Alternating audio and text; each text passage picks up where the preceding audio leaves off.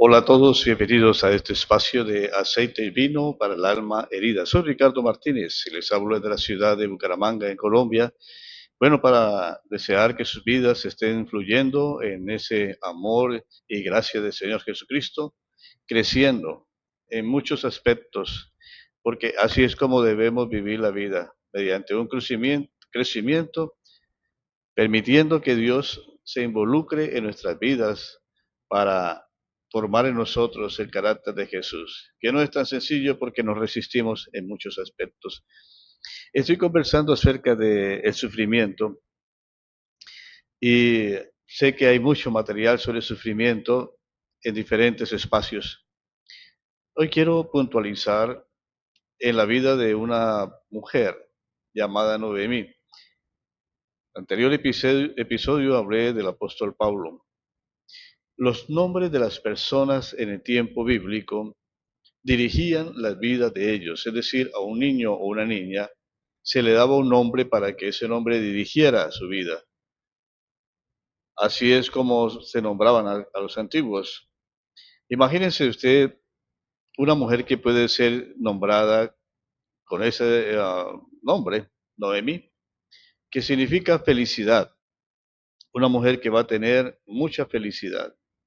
Y en un momento de su vida las cosas se derrumban, vienen crisis que ella no puede controlar y dice, no me llamen feliz, llámenme amargada, porque el sufrimiento puede concluir o puede más bien dar un nuevo nombre a alguien. No me llamen así, llámenme más bien amargada. El relato está en Ruth, capítulo 1, versículo 1 al 22, conocido entre los creyentes, pero vamos a leerlo y de aquí vamos a derivar o se va a derivar unas situaciones de sufrimiento que son parte de nuestro sufrimiento, de nuestra cotidianidad o de personas que están cerca a nuestras vidas. Aconteció en los días que gobernaban los jueces que hubo hambre en la tierra, y un varón de Belén de Judá fue a morar en los campos de Moab, él y su mujer, y dos hijos suyos. El nombre de aquel varón era Elimelech y el de su mujer Noemí. Y los nombres de sus hijos eran Marón y Kelión, efrateos de Belén de Judá. Llegaron pues a los campos de Moab y se quedaron allí, y murió Elimelech, que era el marido de Noemí, y quedó ella con sus dos hijos, los cuales tomaron para sí mujeres moabitas. El nombre de una era Orfa, y el nombre de la otra Ruth, y habitaron allí unos 10 años. Y murieron también los dos, Maló y Kelión, quedando así la mujer desamparada de sus dos hijos y de su marido, de los campos de Moab, porque oyó en el campo de Moab que Jehová había visitado a su pueblo para darles pan.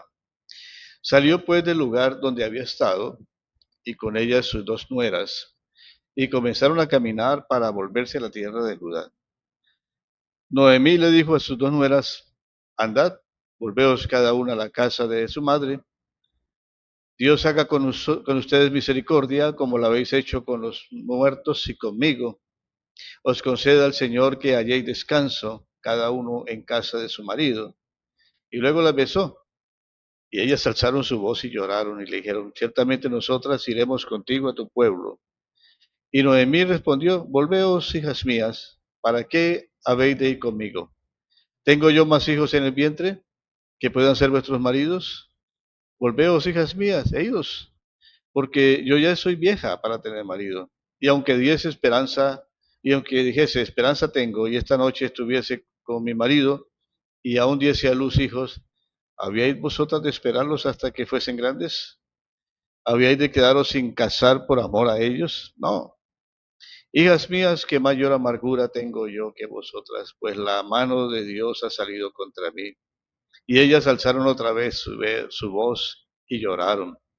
Orfa besó a su suegra, mas Ruth se quedó con ella. Y Noemi dijo, he aquí tu cuñada se ha vuelto a su pueblo y a sus dioses, vuélvete tú tras ella. Respondió Ruth, no me ruegues que te deje y me aparte de ti, porque a donde quiera que tú fueres iré yo, y donde quiera que vivieres viviré. Tu pueblo será mi pueblo y tu Dios mi Dios. Donde tú murieres, moriré yo, y allí seré sepultada. Así me haga Jehová y aún me añada, que solo la muerte hará separación entre nosotras dos. Y viendo Noemí que estaba tan resuelta a ir con ella, no dijo más. Anduvieron pues ellas dos hasta que llegaron a Belén. Y aconteció que habiendo entrado a Belén, toda la ciudad se conmovió por causa de ellas y decían, ¿no es esta Noemí?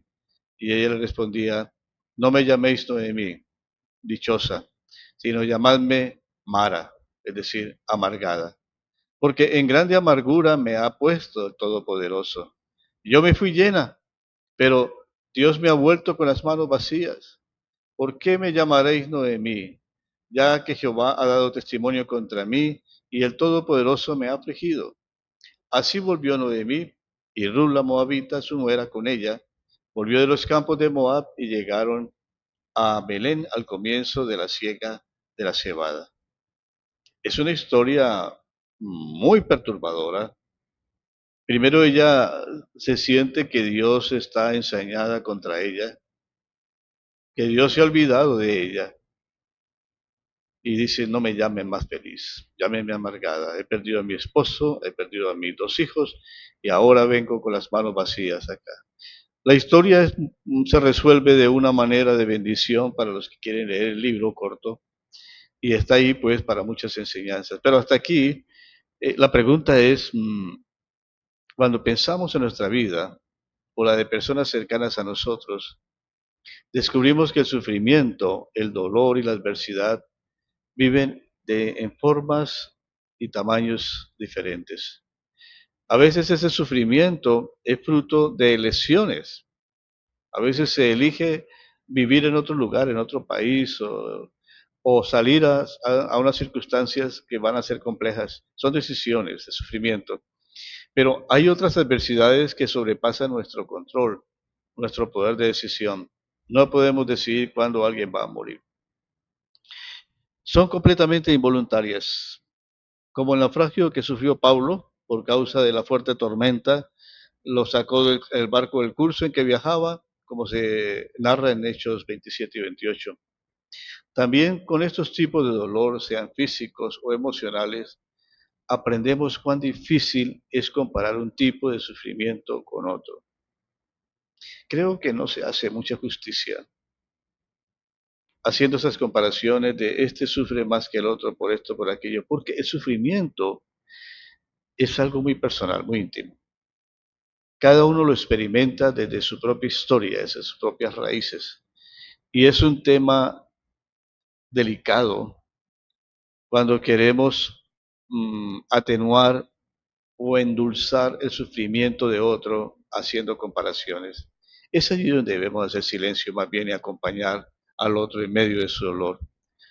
Aunque puede haber una clara diferencia y la pérdida de una vida o las circunstancias que pueden llevar a una persona por querer buscar un mejor futuro y en el otro lado encontrar adversidad.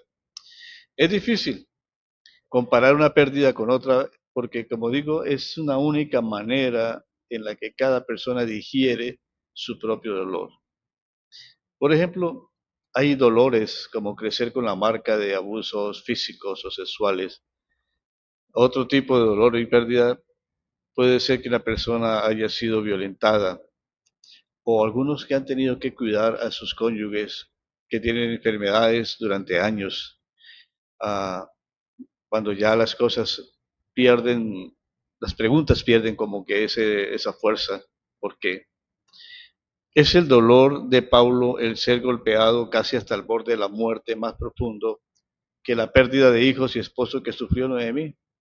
¿Cómo podemos comparar el dolor de la pobreza persistente y devastadora de, por ejemplo, de una familia analfabeta con el dolor de la pérdida de los miembros de una familia de alguien que es adinerado y educado? Más importante aún, cuando intentamos comparar nuestro sufrimiento con el de otro, podemos terminar con el sentimiento de que el nuestro está justificado, como si no fuera tan malo como parece o como si no debiera causar tantas cicatrices y traumas como lo hace. Aquellos que salen ganadores en esta comparación reciben el mensaje nada sutil de que nadie ha sufrido tanto como ellos, de manera que nadie puede realmente comprenderlos o ofrecerles una ayuda eficaz. Y se llega al punto de victimizarse. La pregunta apropiada no es cuál sufrimiento es peor. Creo que debemos apuntar hacia la lección que se aprende de él y cómo podemos crecer gracias a esa circunstancia. Hebreos 5, 7 y el 9 nos presenta el ejemplo de Jesús, que es el mismo corazón de la adversidad, de la pérdida y del sufrimiento. Dice, y Cristo en los días de su carne, ofreciendo ruegos y súplicas con gran clamor y lágrimas al que le podía librar de la muerte, fue oído a causa de su temor reverente. Y aunque era hijo, por lo que padeció aprendió la obediencia, y habiendo sido perfeccionado, vino a ser autor de eterna salvación para todos los que le obedecen. Lo asombroso es que esa enseñanza del sufrimiento fue necesaria aún para quien fue perfecto en todo, un ser humano sin pecado en cada etapa de la vida y en cada área de la vida. Aquí nos dice que hubo un aprendizaje. Esa pedagogía del sufrimiento en la vida de Cristo es muy interesante. ¿Qué le causó sufrimiento a Jesús, por ejemplo? En Filipenses 2, el Espíritu Santo sugiere que el acto de encarnación, dice que siendo igual a Dios no estimó ese estatus, sino que se hizo siervo. Y eso conlleva sufrimiento, porque significa rendir esas prerrogativas divinas, no renunciar a ellas, las rinde a cambio de ese confinamiento de vivir como un ser humano. Ese ya de por sí es un sufrimiento. Jesús experimentó sufrimiento por las confusiones, por los desánimos que forman parte del crecimiento físico. Jesús sufrió por el mismo hecho de resistir la tentación hasta el final. La mayoría de las veces no sufrimos por mucho tiempo porque nos rendimos y como consecuencia pues no enfrentamos la tentación en su totalidad. Y ese tipo de sufrimiento lo vemos en la tentación de Jesús en el desierto, cuando el Espíritu le estaba preparando para su ministerio. Jesús sufrió también la obstinada oposición de los líderes religiosos de Israel, como también los líderes de su pueblo natal. ¿Cuánto debió sufrir cuando escuchó el relato de la muerte de los niños que se produjo como consecuencia de su propio nacimiento? Cuando Herodes mandó matar a los niños en su intento loco de impedir que alguien le fuera a quitar el trono. ¿Cuánto sufre Jesús cuando los tres discípulos de su círculo íntimo no le comprendieron y no pudieron mantenerse despiertos para orar por él en Getsemaní? O cuando miró a Pedro en el patio justo después de que le había negado por tercera vez. Algunos de nosotros conocemos de la soledad que se siente cuando es el único miembro convertido de la familia. ¿Cuánto debió sufrir Jesús porque sus propios hermanos y hermanas no lo reconocieron durante su vida con ellos, como el Cristo? Cuando María vino con sus hijos para llevárselo, porque ellos pensaban que Jesús estaba fuera de sí. Él debió sentir agonía al decir que no tenía más madre o hermanos que aquellos que oyen y obedecen la palabra de Dios.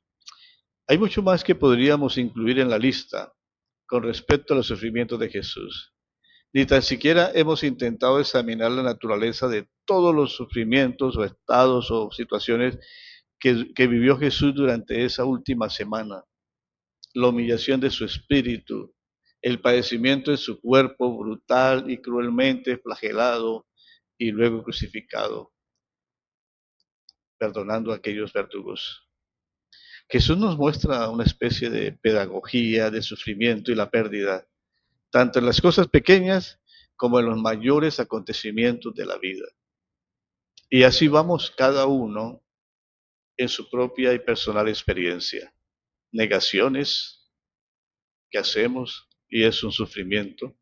Padecimientos que vienen alrededor de las circunstancias que no estaban contabilizados en nuestra vida y llegan pérdidas, el tema de los hijos, el tema de la familia, el mismo tema de la iglesia, el tema del trabajo que nos ocupa de una manera espiritual o secular. Todo ello es parte de la vida, del ritmo de la vida. ¿Cómo asumirlos? ¿Cómo enfrentarlos? ¿Cómo crecer a través de todas esas circunstancias? Bueno, creo que Dios nos ha dado recursos y ha habilitado en nosotros algo más poderoso que nosotros mismos y nuestra historia, y es el carácter y el Espíritu de Cristo en nuestras vidas. Solo con ello podemos de alguna manera sortear tantas cosas adversas que suceden en nosotros. Ningún sufrimiento es más grande que otro. Cada uno lo vive como si fuera el gran sufrimiento propio y personal. Por eso es muy delicado entrar a esa parte de consolar a otras personas y minimizar lo que están sufriendo. Como los amigos de Job torpemente llegaron a cuestionarle su justicia delante de Dios y culpando a Job de su sufrimiento para que revisara su propia vida, agravando el sufrimiento sobre otro sufrimiento. Debemos aprender a callar y hacer silencio y también debemos aprender a acompañar a otros como quisiéramos ser nosotros acompañados. Gracias por compartir estos breves temas. Vamos a continuar con algo más de esto y bueno, mientras pasa el día, estemos contentos en el Señor.